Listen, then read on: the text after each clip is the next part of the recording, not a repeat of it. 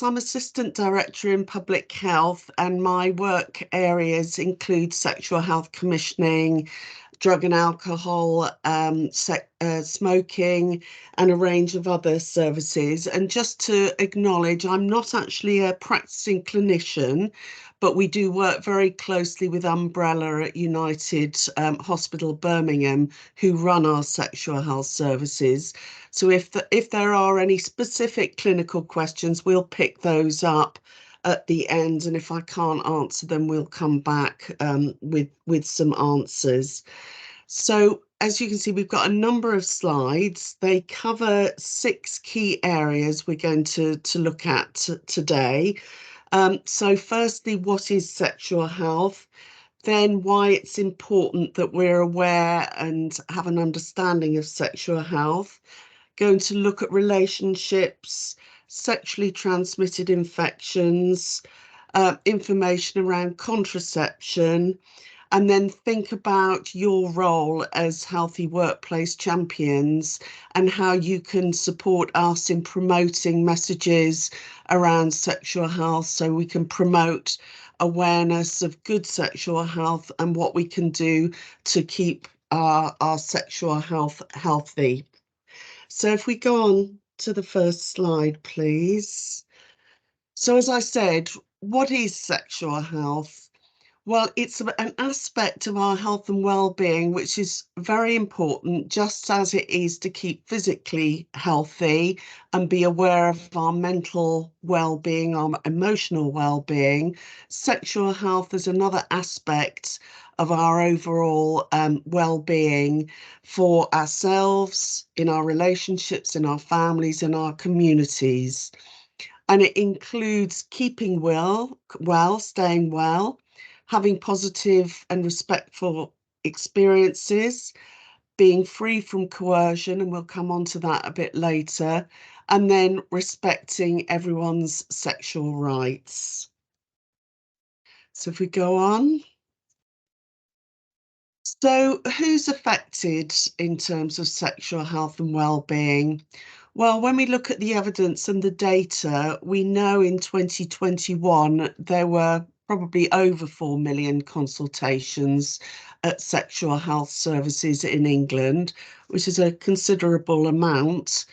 And there were 300,000 diagnoses of new sexually transmitted infections among England residents, so that's all ages.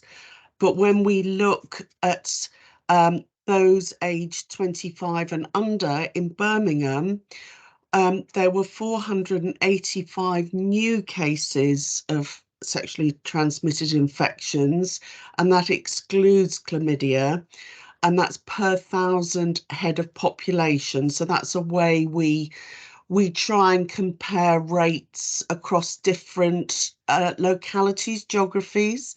So in Birmingham, it was 480 diagnoses per 100,000 population. But if you look at the national rate of England and the UK, it was 619 per 100,000 population. And the message there is, although it's still a significant issue, we do have lower rates of diagnoses than compared to the national rate. And then if we look at in terms of the workplace context, there was a survey carried out of 2,000 workers, office workers in the UK, and it revealed that 20%, so 1 in 5 people, have had a sexual encounter at an office party, and 1 in 10 said that they'd caught a sexually transmitted infection from someone they know, from a co-worker. And I think the point there being is that we do spend on average 1/3 of our waking lives at work. It is a social environment, so it is a place where transmission of sexually transmitted infections can take place. So it is very relevant to the workplace setting. If you move on. Who's most at risk of poor sexual health? And that includes STIs, I'll refer to them now, and unplanned pregnancies. So these are pregnancies that people hadn't planned, and there are obviously lots of issues that relate to unplanned pregnancies. And the factors that impact on rates are access to education. If people understand and are aware of sexual health and information, what services are available, then that has an impact. But also about different groups in society and economic aspects. So living in areas of poor education, poor lower employment can increase risks of poor sexual health. Age is also a factor. So groups, young people, particularly ages 15 to 24, are more likely to get STIs. And those in particular groups, particularly those from gay, bisexual communities and those men who have sex with men. That's what MSN stands for, men who have sex with men. And the UK Health Security Agency, which is a national body that looks and is responsible for elements of sexual health, says that anybody who has condomless sex is more at risk of catching an STI. So obviously this includes condoms, include a range of methods, femidons, so that's the female condom, dental dams, which is a protection, a thin layer of polystyrene that goes across the mouth or the vagina to protect. It's a barrier form of protection. So those that are not using barrier protection are more likely to catch a sexually transmitted infection. So moving on. So why is it important that you look after, or we all look after, our sexual health? Well, not only does it affect our physical health, and we'll come on to again how that some of the implications of sexually transmitted infections, but it can also affect your mental well-being and emotional and social well-being. So looking after our sexual health helps to prevent infections, prevent unplanned pregnancies and future complications. And a key implication, health complication, can be infertility in the long term. So moving on. So relationships. What is a healthy relationship and why is it important? Well, healthy relationships are important to all of us for our emotional, physical, social well-being, whether that is with a sexual or non-sexual partner. It means you feeling respected, supporting when making decisions, regardless of our sexual health or emotional needs. And a healthy relationship, including a healthy sexual relationship, is built on trust, understanding, and open communication. Absolutely key founding blocks, building blocks to a good relationship. We've put this slide in, it comes from the Be Proud Trust, looking at what sexuality is. So it's the gender-bread person, and it considers 4 aspects to our sexuality. So those are identified on the diagram. So firstly, identity. So how we think about ourselves, our identity, what we feel about ourselves, and that can be expressed as whether we feel we identify as a woman on the left or a man on the right, or if we don't really identify as either of those. And this is the term non-binary. So it's not one, it's not the other, but it's non-binary. And so some people may feel that they don't identify as either and identify as agender or not gendered. So that's the first aspect. The second aspect in yellow is gender expression. So this is how we display or we show our sexuality. So again, we've got people expressing themselves in a feminine way, as a masculine way, or neither. So in the middle, androgynous. So people may not really express themselves in any one direction, but rather than being in the middle. And then the third aspect is our biological sex. So that's what we're determined at birth on the presentation of the sexual organs when the baby's born, the observation of genitals, but it's also then impacted by our chromosomes, our hormones, our genes, and our internal sexual organs. So that's the aspect of biological sex. And then the final aspect of sexuality is orientation or attraction. So how people find themselves attracted to, whether they're attracted to women, to men, or again in the men, bisexual, pansexual. And I think it's important, particularly as we develop and as society is becoming more aware of these issues, just to be aware of those different aspects to sexuality. So if we move on, we wanted to look at consent, because this is obviously very key in terms of sexual health and sexual behaviour. And the Sexual Offences Act in 2003 defines consent as when a person agrees by choice and has the capacity to make that choice. And its consent is an ongoing agreement between partners to engage in sexual activities and should be communicated clearly. And I think the key point here is that individuals can change their mind at any time and withdraw consent. So moving on.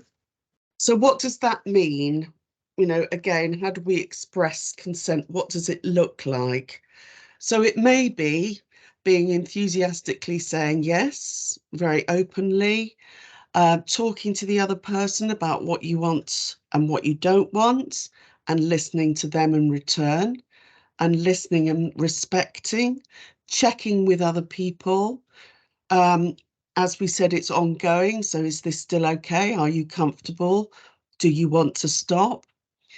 And listening to non-verbal cues. So there's obviously what people are saying, what they're expressing, but there's also the non-verbal communication that also should be taken into account. So they don't necessarily mean consent. And respecting someone's choice at any point if they say no.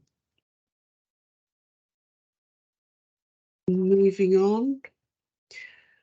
So what it doesn't look like is behaviour such as dressing in a certain way, flirting, accepting a gift, a drink. That is not consent or an invite for anything more and mustn't be misread. Consent is not someone being under the legal age to consent, and we'll come on to that in a minute, or someone who's incapacitated because of drugs, alcohol, or for any other health reason, and assuming you have permission to engage in sexual activity because it's happened or it's been done in the past. So can everybody consent? No, not everybody consents. can consent, and specifically it can't be given by, currently in the law, anyone who's under the age of 13 years old and under, anybody who's intoxicated or incapacitated by drugs and alcohol, anyone who's asleep or unconscious, or anyone with a mental age of 13 years and below. And those are really important factors to consider, if, you know, if considering any issues around consent, whether it was given, if it wasn't. So moving on. And this is obviously very key in sexual abuse, and violence. The whole issue of consent really is important, and that can happen to anybody, and can include any unwanted sexual activity, from touching without consent to full penetrative rape. And I think it's important, particularly if you are having discussions in your roles as champions, if you become aware that you think anybody may have been raped, abused, or physically, sexually assaulted, even if you're not sure, it's important to know what support is available. And we've listed there a number of organisations, that people can seek support from, if needed.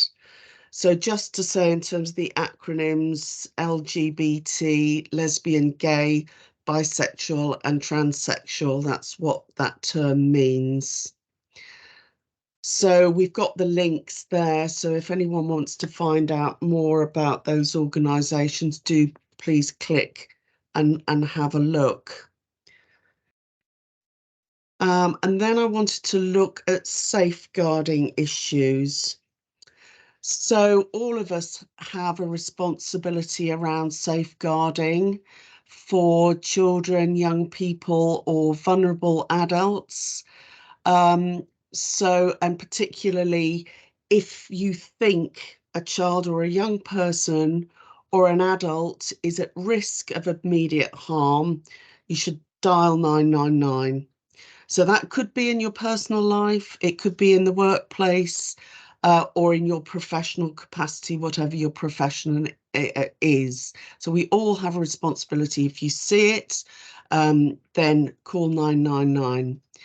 But if you want more advice or support, and it's for children, then we have the Children's Advice and Support Service, CAS, or for the adult and communities access point, ACAP. So you've got the opening times there, the numbers, the websites.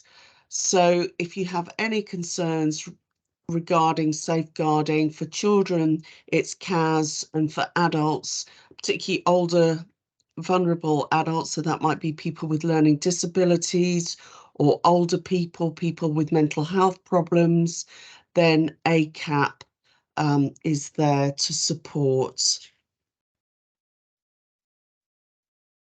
And if you if you notice any safeguarding issues in people, in positions of trust or respect, then there are two contact points again. So these might be people working with young people. Oh, sorry, gone on. Say, for example, a youth worker or a social carer, then they're called the local authority designated officer, a LADO. And if it's for adults with care and support needs, then it's the social care contact centre. But I think it's really important, because if you are having conversations around sexual health, sexual behaviour, often you can observe or witness or hear things, and it's important to know how to report and how to get good advice and guidance. So moving on then, the fourth part of the presentation is looking specifically at sexually transmitted infections. So moving on, what are they and who can get them? Um, a sexually transmitted infection is any sort of infection that can be passed on from person to person through sexual contact. And there are a number of different types. Some of these you may well have heard of: chlamydia, gonorrhea, HIV, genital herpes, genital warts, and syphilis. There are others, but these are the main types that many people will be aware of. And I think the point is anyone can get a sexually transmitted infection if they're engaging in sexual activity, but most infections are easily treated and testing is free and confidential. How are they spread? Um, Different ways: through sexual activity, whether that be vaginal, oral, or anal sex, or other sexual contact involving the penis, vagina, mouth, or anus. They can also be spread from mother to child during pregnancy, childbirth, or through breast milk, through breastfeeding.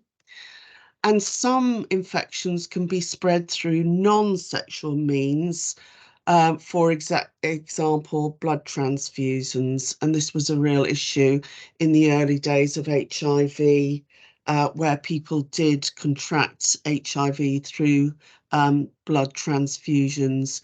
But they can also be transmitted through cuts, open wounds, injecting with needles, and needle sharing. And if you want more information, then we've got a link there to the NHS website. Moving on then to testing. This is really important. And I think, any key messages, if you are engaged in conversations as a champion, important to know that testing looks after your health and the health of others. Most STIs don't have symptoms. So, for example, chlamydia doesn't have any symptoms and so can be passed on. Some of the bloodborne infections, hepatitis B and C, that is a sexually transmitted infection, there are no immediate symptoms. So it's important to get tested to know if you're infected, and then treatment will reduce the chance of future health complications, and also it gives you that peace of mind in terms of mental well-being. So when should I take a test? As a general rule, if you start a sexual relationship with a new partner, or if you want to, then it's a good idea to get an STI test. If you've had unprotected sex with anyone new, then again, we advise someone to take a STI test. And if you are not in an exclusive relationship, so just with one person, then it's recommended that you should go and have an STI test every year.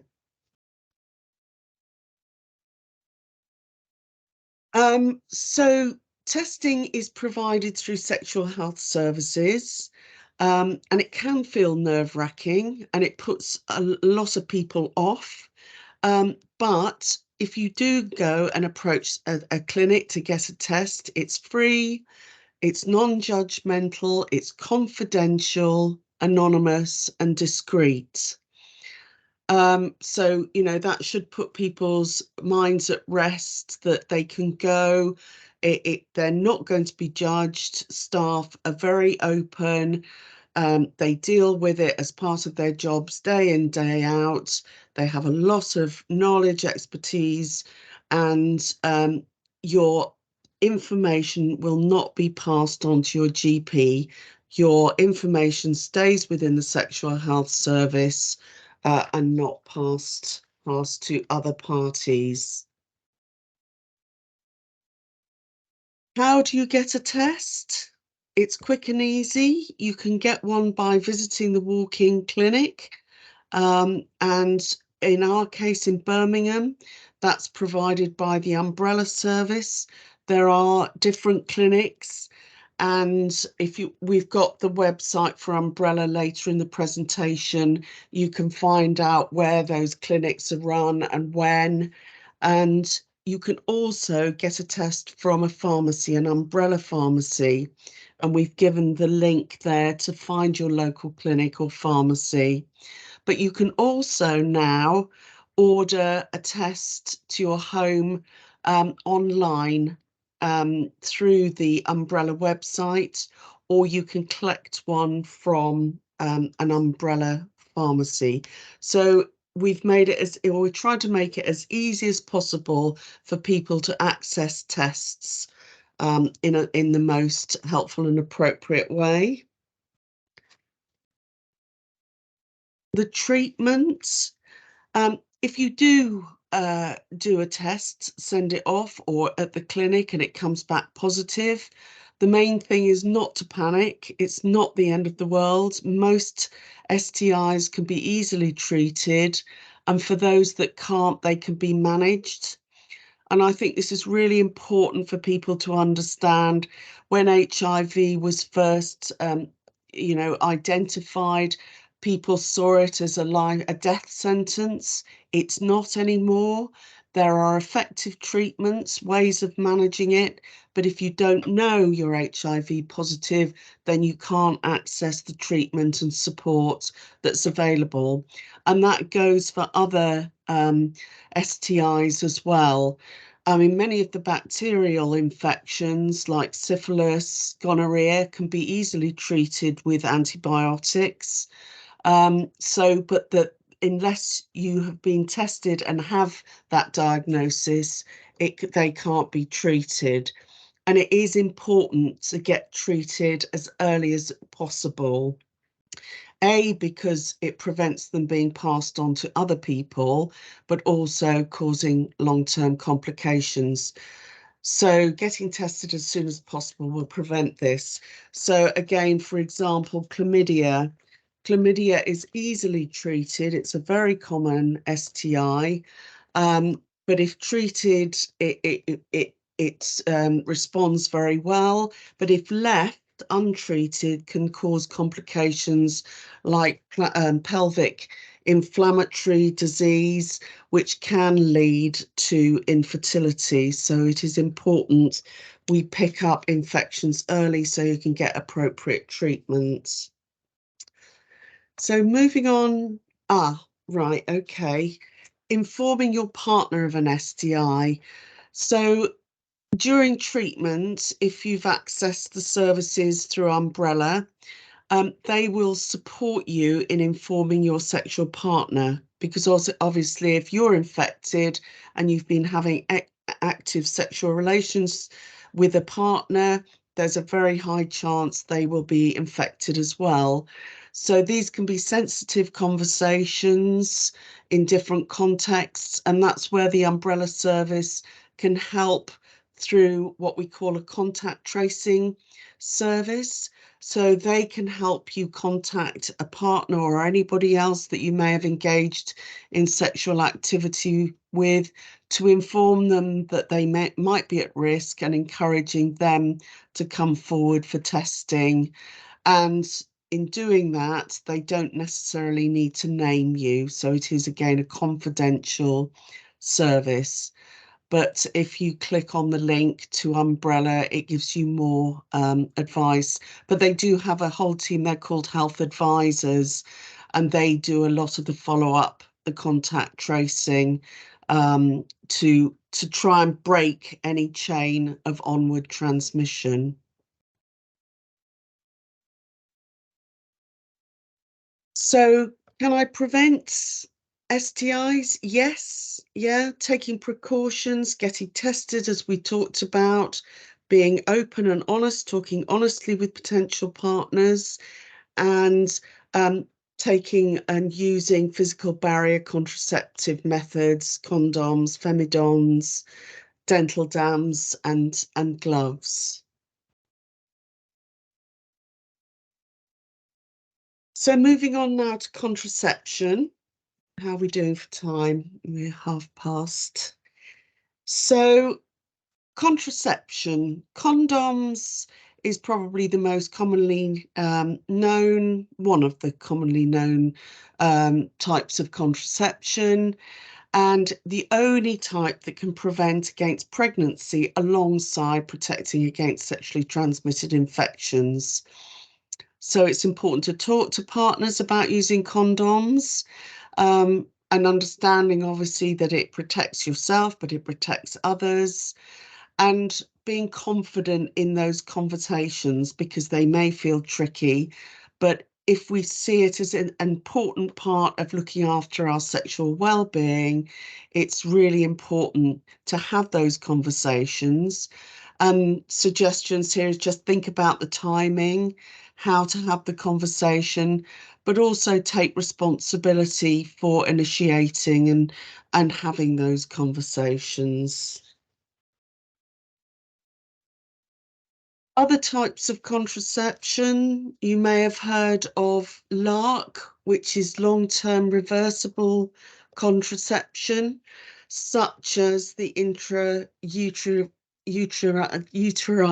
devices, IUD, more commonly known as the coil. People might know it as that. So these are devices that are put into the uterus. They often have hormone implants in them as well. So they stop the egg um, embedding into the womb. So it is a long-term uh, solution, but also implants that you can insert into the arm, which are slow release hormonal contraception that stop a woman producing eggs. Then there's the short-acting reversible contraception. So the condoms, combined pill injections, patches and rings. And then finally, emergency contraception.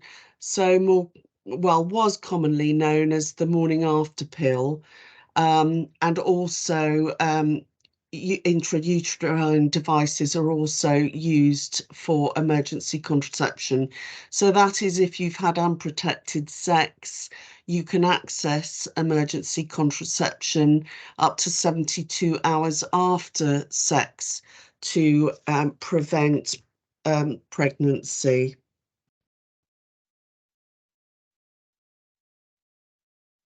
Yes, and I think I've covered that, for example, if a condom splits, etc., and that gives you there, just go back again, it just gives the pharmacies where you can access emergency contraception.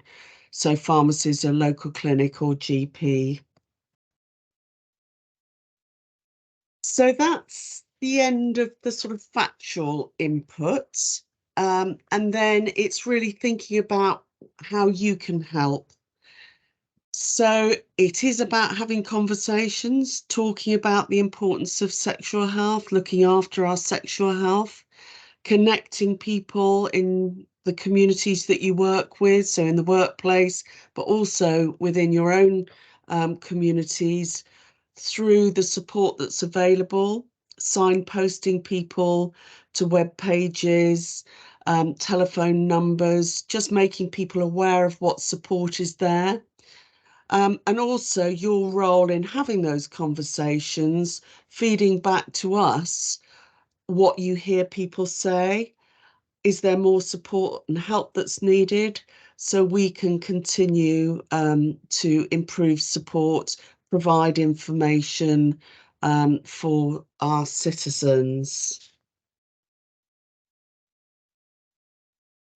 So talking to people in your workplace, how how should you talk to someone about sexual health? I think the point here we're trying to make is normalizing it. Sexual health is an important aspect to our well-being, just as it is about diet, physical activity, um, smoking, substance misuse. Sexual health is another aspect and a normal aspect of our life. So if you can feel as comfortable as possible, then I think that makes it easier to have the conversation with others. So if you are planning to have a conversation with someone, think about the environment, a private space where everyone feels comfortable, no one's in a rush. Having that open, honest conversation will allow people to understand expectations, boundaries, particularly around issues around consent. I think there's a lot of misinformation about what consent is, what it is, what it isn't, which we've covered. But also in those conversations about potential risks and how people can negotiate and practice safer sex. It should be safer, not safe sex. And the more people know about sexual health, the more normalised it becomes and the less people want to avoid or get embarrassed about talking about it. And having a conversation in a non-judgmental way, it allows people to be able to express themselves, which is good for our mental and emotional well-being, and allows people to be comfortable for raising questions about what they do know, what they don't know, what they might be confused about. And, you know, there's no stupid question. And if people don't know, then that's fine. There's lots of information available to people. So it is having those discussions, but in a private, appropriate space, and in an honest and open way. So moving on. Yeah, this slide just looks at talking to members of your community. So as an employer, do you promote conversations? Is there open communication? Do your work colleagues know where to get support? Do you know what consent looks like? Does a colleague know where to order, pick up a kit, a testing kit? Do employees know why it's important to look after our sexual health? Signposting appropriate services. Does the workplace promote sexual health in information, access to support? And do colleagues know where and why they should take a test? So those are just some of the sort of questions to ask in terms of this. And hopefully these presentations will provide some of the information and support to enable you to be talking to members of your community. How you can provide brief support in everyday interactions. And this is a model that we use not just for sexual health, it's for having conversations around all healthy behaviours. It's the ask, advise, act model. And you may well have come across this in other webinars. So it's about when you're engaging and having those brief interactions with someone in the workplace or family or community, first point is to ask, is sexual health discussed in your workplace? Do you know how to take care of your sexual health? What do you already know about the issues? And is there anything more you'd like to know? So it's really understanding where someone's coming from. Why is it important? Why are they asking? And then based on that, the next step is to advise that person. So did you know you can talk to your GP, your sexual health clinic about sexual health issues? You can be provided with information, test kits, etc. So you're asking what's the issue, then advising as appropriate.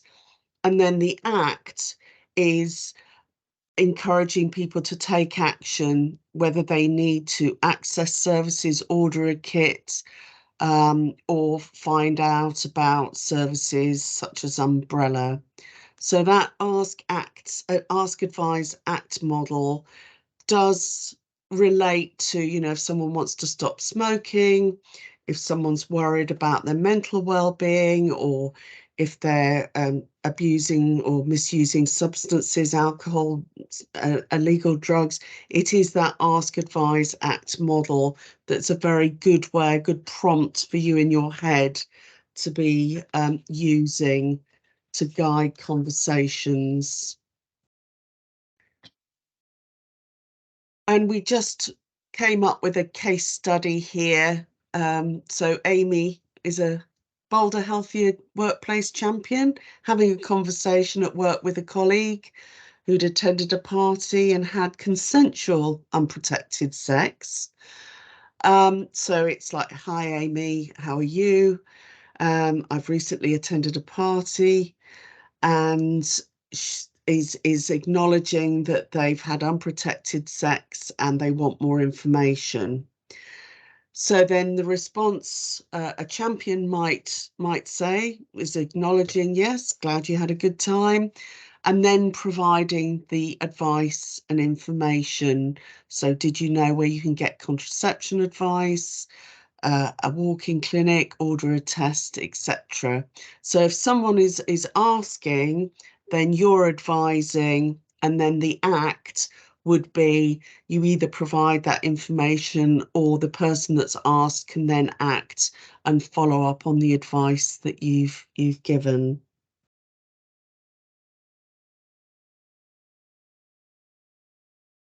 So connecting community, yeah. So this slide really is just as a way of you accessing more information. Umbrella is a fantastic service. We commission it as the council. It's the specialist sexual health services. It's free, it's confidential, it's accessible across the whole of Birmingham and Solihull, and covers contraception, sexually transmitted infections testing and treatment. And as I've already mentioned, it is non-judgmental, it's open to all, and you don't need to see your GP first. It's self-referral, you can just attend, and it's the record of your notes does not get fed back to the GP. So it's confidential in that way. And these are just more information sources and resources for you on the areas we covered in the presentation. So we looked at relationships, STIs, and contraception. So those are just for your reference. So that's the end of the presentation. A lot to go through. That's why we've recorded, and we'll make the presentation available to you. I would encourage you to look at some of the resources. We really thank you for the work you do. You're key in promoting sexual health issues. It often is a taboo or an area that people find difficult to talk about. But if you're forearmed, you've got the information, advice, then it's really important that we engage in those conversations to reduce the impact of sexually transmitted infections and unplanned pregnancies. So thank you, everyone.